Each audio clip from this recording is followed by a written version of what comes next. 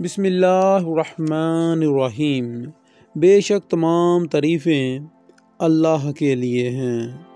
سامعین کرام السلام علیکم۔ سامعین کرام، وہ کون سی وجوہات تھی جن کی بنا پر خلیفہ عثمان غنی رضی اللہ تعالیٰ عنہ کی خلافت کو ختم کرنے کی کوشش کی گئی، اور ان کی خلافت کے خلاف کون کون سی سازشیں ہوئیں، اور یہ سازشیں کس وجہ سے ہوئی، اور کیا وجہ بنی جس کی وجہ سے حضرت عثمان غنی رضی اللہ تعالیٰ عنہ کی شہادت ہوئی، یہ سارا کچھ دیکھیں گے آپ آج کی اس ویڈیو میں۔ تو سامعین کرام، اس سے پہلے کہ ہم ویڈیو کا باقاعدہ آغاز کریں، میں اپنے ناظرین کرام سے گزارش کروں گا کہ جو لوگ ہمارے چینل کی ویڈیو کو پہلی بار دیکھ رہے ہیں وہ اس منفرد چینل کو سبسکرائب کر لیں اور ساتھ موجود گھنٹی کے نشان کو دبائیں تاکہ آپ لوگوں کو ہماری ڈیلی نئی آنے والی ویڈیو کا نوٹیفیکیشن مل سکے، آپ ہماری ویڈیو کو بار وقت دیکھ سکیں۔ سامعین کرام، ہمارے چینل پر جاری اسلامی تاریخ کا جو سلسلہ چل رہا ہے اس میں آج آپ لوگ عثمان بن عفان رضی اللہ تعالیٰ عنہ کے متعلق 14واں پارٹ دیکھ رہے ہیں۔ سامعین کرام، حضرت عثمان رضی اللہ تعالیٰ عنہ کے خلافت کا جو ابتدائی 6 سال تھے وہ مکمل کامل امن و امان سے گزرے۔ فتوحات کی وسعت، مال غنیمت کی فراوانی اور وظائف کی زیادتی، زراعت کی ترقی اور حکومت کی عمدہ نظم و نسق نے تمام ملک میں بہت ہی زبردست حکومت بنائی، اور حکومت کا تمول فارغ البال اور عیش و عشرت کو انہوں نے عام کر دیا، یہاں تک کہ بعض صحابہ کرام نبوت ایام یعنی کہ نبی کریم صلی اللہ علیہ وسلم کی سادگی اور بے تکلفی کو یاد کر کے وہ اپنے اس زمانے کی عیش و عشرت کے سامان کو دیکھ کر حد درجہ وہ صحابہ کرام غمگین ہوا کرتے تھے۔ سامعین کرام، اب مسلمانوں کے اس دنیاوی رشک واسط کا وقت آ گیا تھا جس کی نبی کریم صلی اللہ علیہ وسلم نے پیش گوئی فرمائی تھی۔ چنانچہ حضرت ابو ذر غفاری رضی اللہ تعالیٰ عنہ، جن کو نبی کریم صلی اللہ علیہ وسلم نے مسیح الاسلام کا خطاب دیا تھا، وہ علانیہ اس کے خلاف واضح تقریر کیا کرتے تھے اور فرمایا کرتے تھے کہ ضرورت سے زیادہ جمع نہ کرو۔ ایک مسلمان کے لیے یہ ناجائز ہے کہ وہ ضرورت سے زیادہ مال جمع کرے۔ سامعین کرام، شام کا ملک جس کے حاکم امیر معاویہ رضی اللہ تعالیٰ عنہ تھے اور جو صدیوں تک رومی عیش و عشرت کا گہوارہ رہ چکا تھا، وہاں کے مسلمانوں میں سب سے زیادہ برائیاں پیدا ہو رہی تھی۔ حضرت ابو ذر غفاری رضی اللہ تعالیٰ عنہ وہاں پر وہاں کے امراء اور دولت مندوں کے خلاف واضح نصیحت کرتے رہتے تھے، جس سے نظام حکومت میں خلل پڑتا تھا۔ اس لیے امیر معاویہ رضی اللہ تعالیٰ عنہ کی استدعا پر حضرت عثمان غنی رضی اللہ تعالیٰ نے ان کو مدینہ بلوا لیا، مگر اب مدینہ بھی وہ پہلے جیسا مدینہ نہ رہا تھا۔ بیرونی لوگوں کے بڑے بڑے محل تیار ہو چکے تھے، اس لیے حضرت ابو ذر غفاری رضی اللہ تعالیٰ نے یہاں سے بھی دل برداشتہ ہو گئے اور وہاں سے وہ نکلے اور رباضہ نام کے ایک گاؤں میں انہوں نے اقامت اختیار کی۔ حضرت عثمان غنی رضی اللہ عنہ کے آخری زمانے میں جو فتنہ و فساد برپا ہوا، اس کی حقیقت یہی ہے کہ دولت مندی اور تمول کی کثرت نے مسلمانوں میں بھی اس کے وہ لوازم پیدا کر دیے جو ہر قوم میں ایسی حالت میں پیدا ہو جاتے ہیں اور بالآخر ان کے ضعیف اور انحطاط کا سبب بن جاتے ہیں۔ اس لیے نبی کریم صلی اللہ علیہ وسلم نے مسلمانوں سے فرمایا کرتے تھے، جس کا ترجمہ کچھ اس طرح سے ہے کہ مجھے تمہارے فقیر و فاقوں سے کوئی خوف نہیں ہے، بلکہ تمہاری دولت و دنیا ہی کے خطرات سے ڈرتا ہوں۔ سامعین کرام، تیمول اور دولت کی کثرت کا یہ نتیجہ ہے کہ کل قوم کے فوائد کے مقابلے میں ہر جماعت اور ہر فرد اپنے جماعتی اور شخصی فائد کو ترجیح دینے لگتا ہے، جس سے بغض و عناد پیدا ہو جاتا ہے، قوم وحدت کا شیرازہ بکھر جاتا ہے اور انحطاط کا دور شروع ہو جاتا ہے۔ لیکن اس کے علاوہ اس فتنہ فساد کی پیدائش کے بعض اور سبب بھی تھے۔ تو سامعین کرام، جو سبب تھے ان میں سب سے پہلے نمبر پر تھا کہ سب سے پہلی وجہ ان کی یہ تھی کہ صحابہ کرام رضی اللہ تعالیٰ عنہ کی نسل، وہ نسل جو فیض نبوت یعنی کہ نبی کریم صلی اللہ علیہ وسلم کے دور کے جو صحابہ کرام تھے، وہ تقریباً وہ نسل ان کی ختم ہو چکی تھی، یعنی کہ وہ سب لوگ تقریباً ان میں سے زیادہ تر لوگ فوت ہو چکے تھے، اور جو لوگ موجودہ تھے وہ اپنی قبر سنی کی سبب سے گوشہ نشین ہو رہے تھے، یعنی کہ جو بالکل تھوڑے سے تھے، اور سامعین کرام ان کی اولاد اب ان کی جگہ لے رہی تھی۔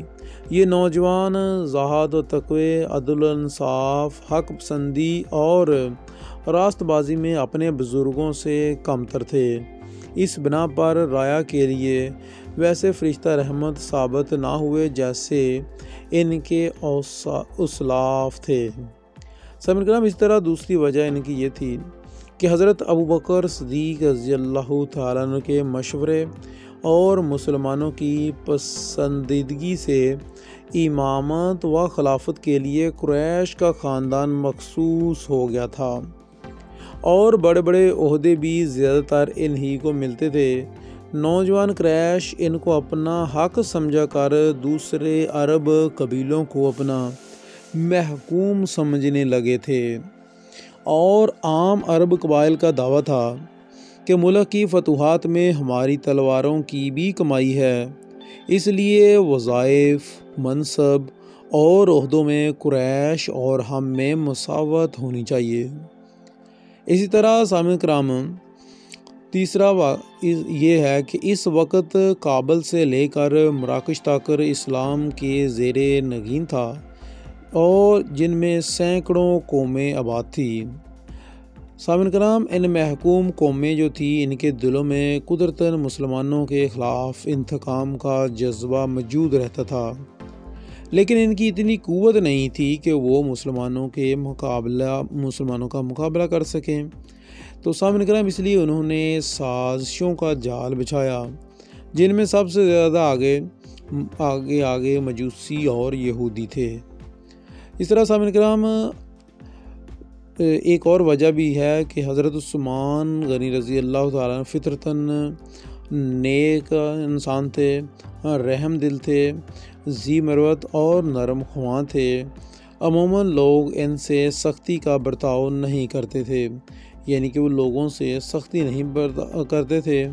اور اکثر جرائم کو وہ بردباری اور حلم سے ٹال دیا کرتے تھے۔ اس لیے جو شریر قسم کے لوگ تھے ان کے حوصلے بھی بڑھ گئے تھے۔ اس طرح سامعین کرام، ایک اور وجہ یہ تھی کہ حضرت عثمان غنی رضی اللہ تعالیٰ چونکہ اموی تھے، اس لیے فطرتاً ان کے جذبات اپنے اہل خاندان کے ساتھ خیر خواہانہ تھے، اور آپ ان کو فائدہ پہنچانا چاہتے تھے، اور اپنے ذاتی مال سے ان کی مدد فرمایا کرتے تھے۔ لیکن ناظرین کرام، وہ جو اپنے ذاتی مال سے اپنے قبیلے کے لوگوں کو، امویوں کو فائدہ پہنچاتے تھے، یہی فائدہ پہنچانا شریر لوگوں نے اس کو یوں ملک میں پھیلایا کہ حضرت عثمان رضی اللہ عنہ سرکاری بیت المال سے ان لوگوں کی مدد کرتے ہیں۔ اسی طرح ناظرین کرام، ایک اور وجہ جو تھی وہ یہ تھی کہ ہر امام کی کامیابی کے لیے ضروری ہے کہ اس کے کارکن اور اعمال اس کے مطیع اور فرمانبردار ہوں۔ اسلام کی دوسری نسل میں جو اب پہلی نسل کی جگہ لے رہی تھی، ان میں امام وقت کی اطاعت کا وہ مذہبی جذبہ نہ تھا جو ان سے پہلے لوگوں میں موجود تھا۔ ایسی حالت میں حضرت عثمان رضی اللہ تعالیٰ عنہ کا نظام خلافت کے قیام اور استحکام کے لیے بنی امیہ سے زیادہ افراد لینے پر مجبور ہوئے۔ سامعین کرام، اسی طرح اور ایک وجہ وہ یہ تھی کہ مختلف محکمہ قوموں کی جو شورش پسند اشخاص تھے،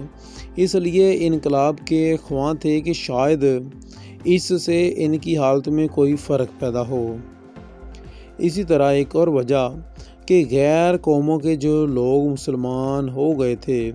یا مسلمانوں نے غیر قوموں کی عورتوں سے جو شادیاں کر لی تھی یا وہ باندیاں بنی جن کی اولادیں بہت فتنوں کا باعث بنیں۔ ان مختلف الخیال جماعتوں کے اراض و مقاصد پر نظر ڈالنے سے یہ بالکل نمایاں ہو جاتا ہے کہ اس فتنے و انقلاب کے حقیقی اسباب یہی تھے جو آپ کے ساتھ شیئر کیے ہیں۔ اس کے علاوہ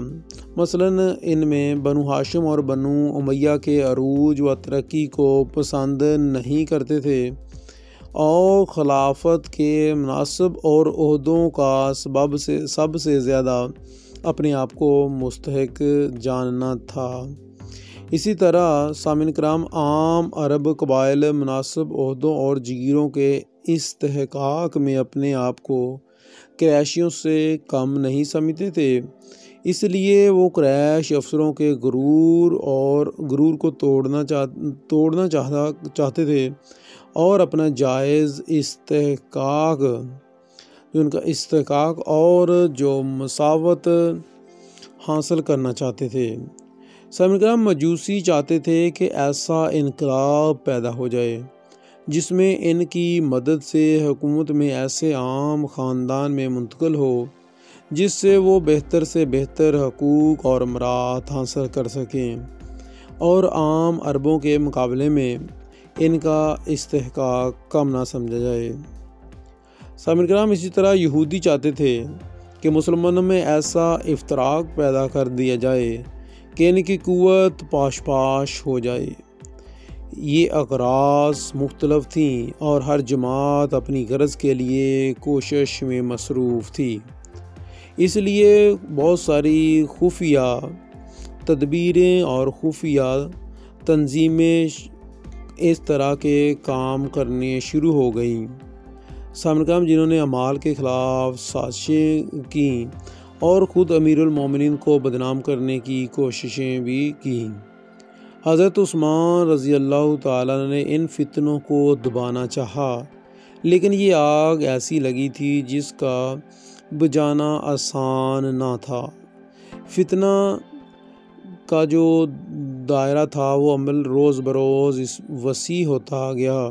یہاں تک کہ تمام ملک میں ایک خفیہ جماعت پیدا ہو گئی تھی جس کا مقصد فتنہ و فساد پیدا کرنا تھا۔ تو سامعین کرام، یہ تھے وہ وجوہات جو حضرت عثمان غنی رضی اللہ تعالیٰ عنہ کے خلاف سازشیں کی گئی۔ مزید اسی طرح کی ویڈیوز کہ ان کی یہ سازشیں اسی طرح جو آگے چل کر کس طرح حضرت عثمان رضی اللہ عنہ کی شہادت کا باعث بنی، یہ سارا کچھ جانیں گے آپ ہماری اگلی ویڈیو میں۔ تب تک کے لیے اجازت چاہتا ہوں، دعاؤں میں یاد رکھیے گا۔ اللہ